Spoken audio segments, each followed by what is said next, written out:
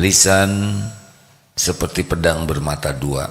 Lidah dapat menjadi amal jariah atau sebaliknya bisa menghapus amal, bahkan jadi dosa besar. Ada riwayat Al-Bukhari, Rasul bersabda, sesungguhnya seorang hamba berbicara dengan satu kalimat, satu patah kata yang dibenci oleh Allah, dan dia tidak merenungi akibatnya, maka dia bisa terjatuh ke dalam neraka jahanam.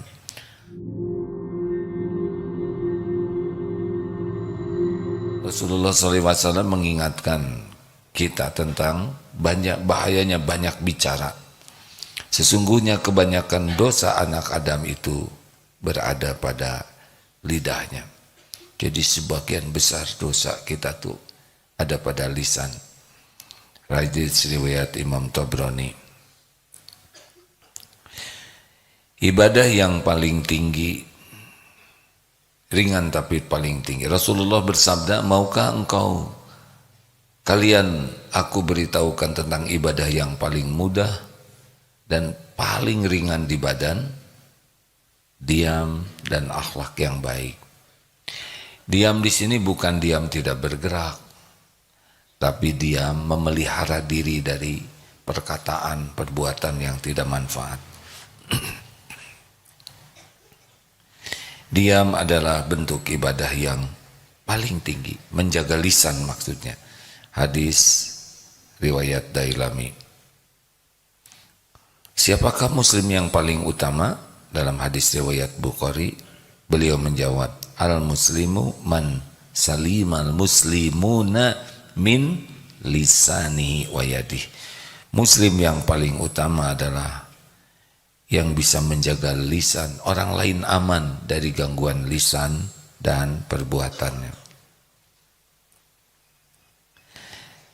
Lisan seperti pedang bermata dua. Lidah dapat menjadi amal jariah atau sebaliknya bisa menghapus amal, bahkan jadi dosa besar. Ada riwayat Al-Bukhari, Rasul bersabda, sesungguhnya seorang hamba berbicara dengan satu kalimat, satu patah kata yang dibenci oleh Allah, dan dia tidak merenungi akibatnya, maka dia bisa terjatuh ke dalam neraka jahanam. Artinya satu patah kata saja kalau tidak hati-hati bisa membuat kita binasa. Ada yang bertanya kepada Rasul dari Uqbah bin Amir, aku bertanya, wahai Rasulullah, apakah yang menjadi sebab keselamatan? Beliau menjawab, kuasailah lidahmu. Hendaklah rumahmu luas bagimu dan tangisi kesalahanmu. Dalam hadis lain, dan tidaklah seseorang nanti akan diseret ke neraka dengan wajah-wajah mereka di tanah kecuali karena ulah lidah-lidah mereka. Dalam hadis lain, tidak akan lurus iman, ini hadis yang tadi ya, tidak akan lurus iman seseorang hingga hatta yastaqima qalbuhu, hingga lurus hatinya, la yastaqimu qalbuhu hatta yastaqima lisanuh. Tidak akan bisa lurus hati seseorang hingga terjaga lisannya. Nah, hadirin sekalian,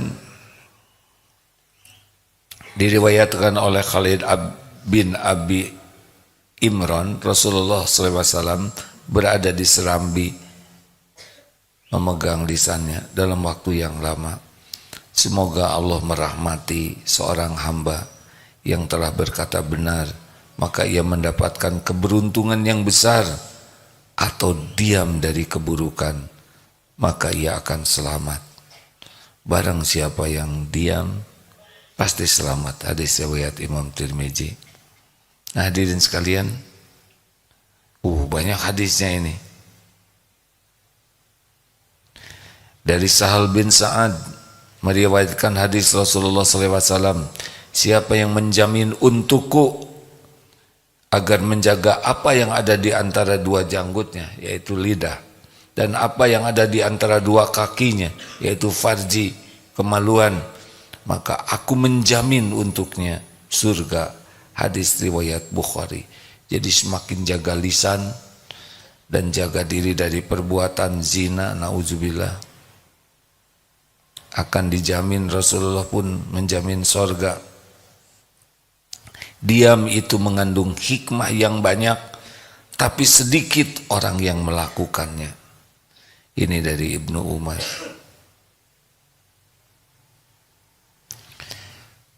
Anas, seorang sahabat Nabi, bercerita, suatu hari pada perang Uhud, aku melihat seorang pemuda mengikat batu ke perutnya lantaran lapar. Ibunya mengusap debu dari wajahnya sambil berkata, semoga surga menyambutmu wahai anakku. Ketika melihat anak pemuda itu terdiam, Nabi berkata, tidakkah engkau ketahui mengapa ia diam saja? Mungkin ia tidak ingin bicara yang tidak perlu, atau ia menolak dari hal-hal yang membahayakan dirinya. Dalam riwayat lain Nabi bersabda, kalau engkau temukan seseorang yang sangat berwibawa dan banyak diamnya, ketahuilah mungkin ia sudah memperoleh hikmah. Banyak hadisnya. Ini pada diam. Sebagian diamnya mendalam.